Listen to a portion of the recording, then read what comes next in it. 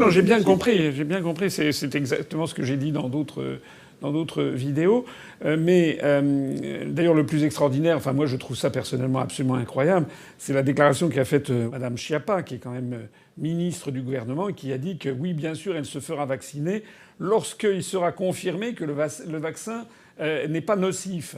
C'est-à-dire qu'on a un gouvernement quand même, excusez-moi, là je fais un petit peu de politique, mais enfin un peu beaucoup, on a quand même un gouvernement qui va imposer des vaccinations, notamment à des personnes très âgées et peut-être immunodéprimées dans les EHPAD, qui n'ont pas forcément la faculté de juger par elles-mêmes parce elles n'ont pas forcément un degré, leur dispositif cognitif c'est peut-être affaibli, je ne sais pas.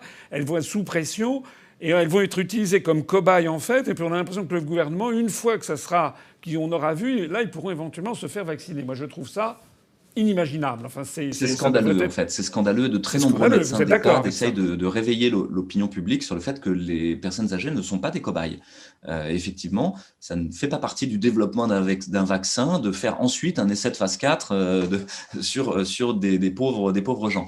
Ce qui est drôle, pour revenir sur les politiques, il y a une petite vidéo très intéressante que vous pourrez essayer de retrouver sur Internet qui montre la première ministre australienne qui se fait vacciner. Mais si vous regardez la vidéo, il y a une main qui couvre le vaccin, et quand le vaccin ressort, il y a encore le capuchon en plastique sur le vaccin. Et donc elle fait semblant. Et Ah donc oui, vous non, avez des c'est gens qui atroce. font semblant, c'est un scandale incroyable. Euh, ils veulent bien que vous preniez des risques, mais pas eux.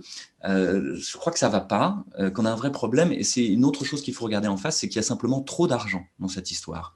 Et quand vous avez trop d'argent, vous avez un problème de corruption systémique. Donc là, je crois qu'il va falloir que des journalistes d'investigation fassent le travail de trouver qui a reçu de l'argent, qui n'en a pas reçu.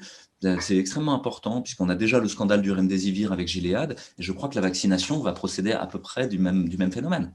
J'ai fait Docteur Fouché là aussi. Enfin, je vois qu'on est en fait